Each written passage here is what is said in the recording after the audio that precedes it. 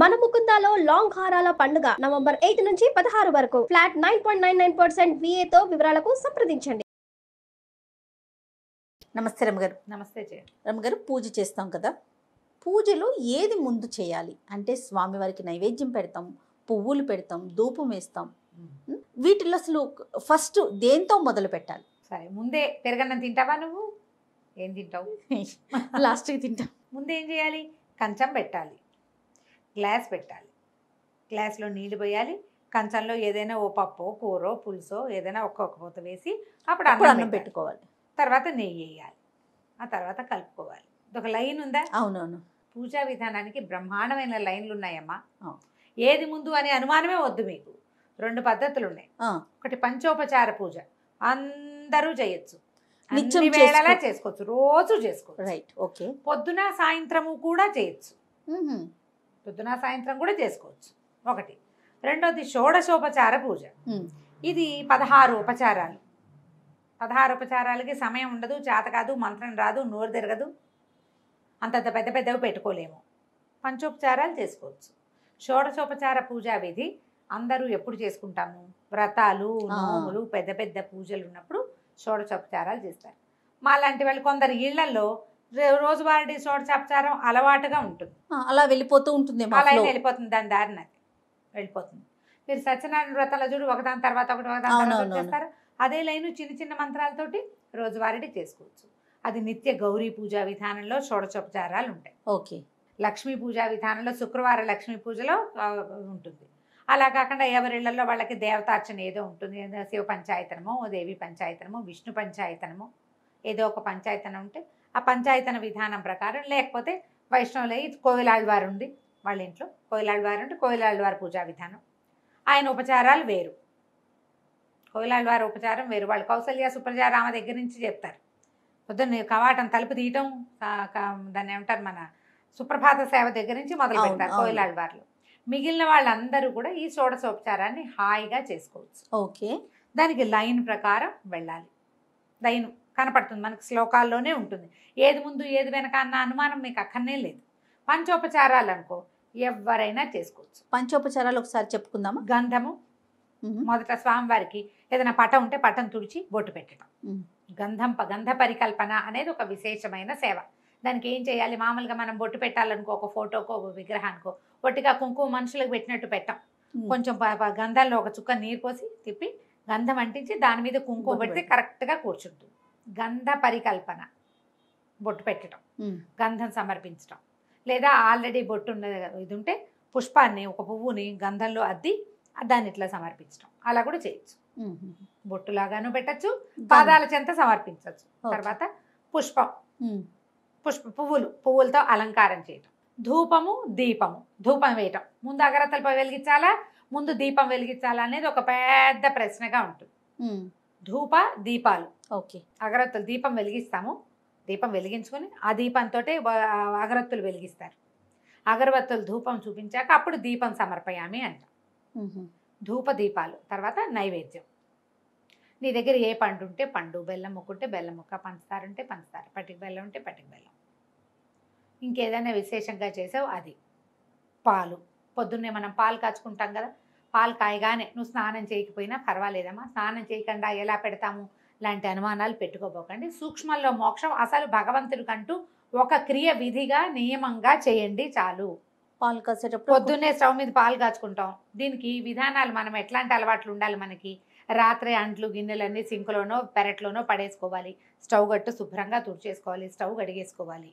పొద్దున్న లేవగానే పళ్ళుతోకొచ్చి స్టవ్ మీద పాలు పెడతావు, పాలు పెట్టావు, స్నానం చేసి పెడతావో చేయకుండా పెడతావో నీ చేత వచ్చినట్టు పెట్టుకో. ఒక దేవుడి కోసం ఒక గిన్నో గ్లాసో రోజువారీ మనం ఎంగిల్ చేసేది, రోజు మనం టీ తాగేది కాకుండా దేవుడికని ప్రత్యేకంగా ఒక కప్పు పెట్టు. దానికి ఒక నిర్ణీత స్థానం ఒకటి పెట్టుకో గట్టు మీద. ఇక దాన్ని ముట్టుకోవు, కదపవు. నువ్వు స్నానం చేసేదాకా దాన్ని ముట్టుకునే పని లేదు. రాత్రి తోము అక్కడ పెట్టు, లేదా పొద్దున్న లేవగానే తోమి శుభ్రంగా తుడిచేసి తడి లేకుండా అక్కడ పెట్టు. ఈ వేడి పాలు పొంగినాయిగా, పొంగిన పాలని ఎత్తా గిన్నెలో పోయి, ఈ మిగిలిన పాలు నీ దారిని వాడుకో. తొలి పాలు తీసి పక్క పెట్టావు దేవుడికి. నువ్వు ఈ నియమం అలవరుచుకోండి దేవుడి కోసం. మీరు వాడేసుకున్న దాంట్లో నుంచి పాలు పెట్టద్దు. మీ శ్రద్ధ, దీన్ని ఏమంటాం మనం, ఎందుకు పెట్టకూడదు, అది ఎంగిలా అని నువ్వు ప్రశ్నించకూడదు. శ్రద్ధ. నీ శ్రద్ధ నువ్వు చూపించవలసింది అది. నీ కోసం తెల్లవారు నిద్ర లేవగానే 9ంటికి చేసే పూజ కోసం 6ంటికి నిద్ర లేచిన వాడు కూడా 9 పూజకి నైవేద్యానికి పాలు కావాలి అని ఊహొంది చూసావా?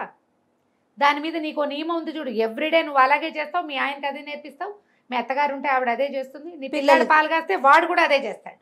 నువ్వు ఎన్ని తరాలని సెట్ చేసావు, ఎన్ని తరాల శ్రద్ధని భగవంతుని ఎందుకు సమర్పించావు, అది ఇంపార్టెంట్. పక్కన పెట్టు. ఎంత చక్కగా ఉందో రమ్మగారు ఆలోచన విధానం, చేస్తే సరిపోతుంది. చాలా బాగుందండి. ఇదే ఇప్పుడు నీకు అదేదో చేయాలనుకోవద్దమ్మా. నేను ప్రతిసారి చెప్తా, నువ్వు బ్రహ్మాండం పగలగొట్టి వజ్రాలు తీసుకొచ్చి పోసినా భగవంతుడు అదే చూస్తాడు, నీ యందు శ్రద్ధ ఉందా లేదా అని. నువ్వు చిన్న చింతగింజ దొరికింది తీసుకొచ్చి నీకోసం తెచ్చా అని చూపించావనుకో, నీ శ్రద్ధే కావాలి. నువ్వు మణులు మాణిక్యాలు ఏం పెట్టావు, నువ్వు ఇంత నైవేద్యం ఉండేవా, అది అసలు ఆలోచనే లేదు, అది కరెక్ట్ కాదు. నీ యొక్క శ్రద్ధ, నువ్వు దానికోసం ఎలాంటి సమయం పెట్టావు, ఎంత ఆసక్తిని కలిగి ఉన్నావు, అది నువ్వు నోటితో చెప్తే, నువ్వు క్రియ చూపిస్తే నువ్వు కాదు, చేస్తే నువ్వు అక్కడ చూపించకుండా ఉండలేవు. ఆయన చూస్తాడు నిన్ను. ఇది అలవాటు చేసుకోండి హాయిగా. షోడశోపచారాలు చేయలేకపోతే పంచోపచారాలు చేయండి రోజు. ఎంత సింపుల్. చాలా. ఎలాగో నువ్వు దీపం చూపిస్తావు, ఆరతి వెలిగిస్తావు, దీపారాధన చేస్తావు. తర్వాత నువ్వు చేసేది ఏమిటి, నైవేద్యం ఎలాగూ చేస్తావు. నేను రెండేం చెప్తున్నాను, గంధము పుష్పము అంతే. నమస్కారాలు ఆటోమేటిక్గా చేసేవి. నమస్కారం ఇవన్నీ నమస్కార ముద్రతోటే చేసుకుంటాం. దీపం పెట్టి దండం పెట్టుకుంటాం, నైవేద్యం పెట్టి దండం పెడతాం, పువ్వులు పెట్టి దండం పెడతాం. ఎన్ని దండాలు అయినాయి? 5 సార్లు దండం పెట్టావు, 5 ఉపచారాలు చేసావు. హాయిగా చేసుకోండమ్మా. అదేదో చేస్తేనే మీకు అదేదో వస్తుందని భావించద్దు. ఈ షోడశోపచారాలు మనకి వినాయక చవితి వ్రతకల్పం ఉందా, దాంట్లో కనపడతాయి. మొదటిది ఆవాహన. స్వామివారు వస్తే మన ఇంటికి ఎవరైనా వచ్చారు, రండి రండి దయచేయండి అని పిలుస్తామా లోపలికి. ఆవాహన చేయటువంటి మన ఇంట్లో ఉన్న ప్రతిమా విశేషంలో లేదా ఫోటోల్లోనో భగవంతుని, అయ్యా నువ్వు ఇక్కడ ఉండు మాతో పాటు అని చెప్పి ఆయన పిలవటం. ఓకే. తర్వాత ఆసనం సమర్పయామి, నవరత్న ఖచ్చిత సింహాసనం సమర్పయామి అంటాం. అంత సింహాసనం మనం అక్కడ ఏం వేస్తాం చెబుతాం. ఆసనం తర్వాత ఆచమనీయం, కాస్త చేతులు కాళ్ళు కడుక్కోవటానికి ఏమంటారు, కాస్త ముందు కాస్త నిన్ను మంచినీళ్ళు పుచ్చుకుంటాం. తర్వాత పాద్యం, ఆచమనీయము పాద్యము, కాళ్ళు కడుక్కోవటానికి నీళ్ళు. తర్వాత ఏం చేస్తావు, ఇంత దూరం నడిచి మా ఇంటికి వచ్చావు నాయన, శుద్ధోదక స్నానం చేయి. పంచామృతాలు ఉంటే పంచామృత స్నానం సమర్పయామి, పంచామృత స్నానానంతరం శుద్ధోదక స్నానం సమర్పయామి. స్నానం తర్వాత మంచి వస్త్రం సమర్పయామి, ఆయనకి యజ్ఞోపవేతం సమర్పయామి. తర్వాత పుష్పం సమర్పయామి, గంధం పరికల్పయామి, అక్షతాన్ సమర్పయామి. లైన్ అంతా వచ్చేసిందా? ఇక్కడి నుంచి ఇప్పుడు మనం ఏదైనా పూజా విధానం ఏం చేయదలుచుకుని పుష్పమాలిక సమర్పణం అవి చేసుకుంటాం. అప్పుడు ధూపము, దీపము, నైవేద్యము, తాంబూలము, ప్రదక్షిణ, నమస్కారము, ఇవన్నీ మనం చేస్తుంటాం. అవును. మీరు సత్యనారాయణ వ్రతంలో ఇవే చేస్తారు, జ్ఞాపకం చేసుకోండి. అవునండి, అవును. వినాయక వ్రత కల్పనలు చేస్తాం, వరలక్ష్మి వ్రత కల్పనలు చేస్తాం. మీరు సంతోషమాత, వైభవలక్ష్మి ఏ పూజ చేసినా ఇదే లైన్ ఉంటుంది. కొన్నాళ్ళు చేస్తుంటే ఆటోమేటిక్గా అట్లా అసంకల్పిత ప్రతీకార చర్య అయిపోతూ ఉంటుంది. రోజువారీ ఇవన్నీ చేయలేని వాళ్ళు అవి పూజలు అప్పుడు చేసుకుంటామంటే రోజు పంచోపచారాలు అలవర్చుకోండి. పంచోపచారాలు ఒక్కసారి లైన్ చెప్పరా రమ్మగారు? గంధం పరికల్పయామి, మొదటిది గంధము, బొట్టు పెట్టడం, గంధం ఇవ్వటం. తర్వాత పుష్పం, ధూప, దీప, నైవేద్యాలు, అంతే. ఇదే లైన్. ఈ లైన్ ప్రకారం ఎవరైనా ఎప్పుడైనా చేయొచ్చు. నువ్వు చెప్పాను పదే పదే ఇదే మాట చెప్తాను. అవును రమ్మగారు. నేను ఇప్పుడు ఒక రోజు గంటన్నర కూర్చుంటాను జయ. రోజువారీ 30 గంట నుంచి గంటన్నర దాకా పడుతుంది నా ప్రోగ్రామ్. ఇక్కడికి వచ్చే రోజున నేను 20 నిమిషాల్లో ముగించేస్తాను. తప్పదు మరి, ఇక్కడ ఇవాళకి ఇదే చేస్తున్నా. కాబట్టి అన్ని స్తోత్రాలు చదవను, ఉపచారాలు ముగించి దండం పెట్టేసుకుంటా. బోల్డన్ స్తోత్రాలు ఆయనకి ఈయనకి జగన్నాథ అష్టకాలు అవన్నీ చదవను, వచ్చేస్తా. కుదిరినాడు చేస్తావు. కానీ ఉపచారాలు మనకు లేదా పెద్దవు 16 ఉపచారాలకు కూడా కుదరదు. తెల్లవారుజామున ప్రయాణం 5 ఉపచారాలు చేసి నమస్కారం చేసుకుంటాం. అది చేయలేదు కాబట్టి ఇది అయిందని అనుకోవద్దు.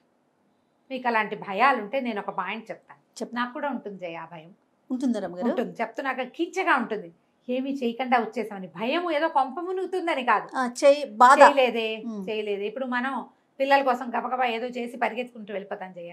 ఒట్టిగా అన్నం పప్పు ఉండే పిచ్చి వేద ఏం సరిపోయిందో అనిపించదా? 100% భయమా? అదొక ఆలోచన రమ్మగారు. కించ, అయ్యో సరిగ్గా చేయలేకపోయామే అని. నాకు ఈ పూజా విషయంలో నాకు ఆ కించగా ఉంటుంది.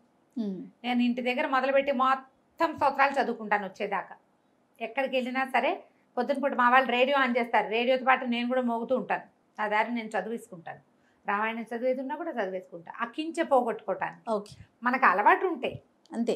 కించపడకండి, కొంతైనా చేయండి. అసలు మొత్తానికి మానేయకుండా ఏదో ఒకటి చేయండి. నేను చెప్పాను 3ంటికి లేచి ప్రయాణం ఎయిర్పోర్ట్కి పరిగెత్తినా నేను దీపం పెట్టకుండా వెళ్ళను. అలవాటు. ఇక్కడి నుంచి ఎయిర్పోర్ట్కి వెళ్ళే లోపల మొత్తం కంప్లీట్ చేసుకుంటారు. ఆయనకి అప్పచెప్పేసేయాలి. ఇది అలవర్చుకోండి, హాయిగా ఉంటారు. అన్నింటికి శ్రద్ధ ముఖ్యం. ముఖ్యం అంతే. నమస్తే రమ్మగారు. నమస్తే.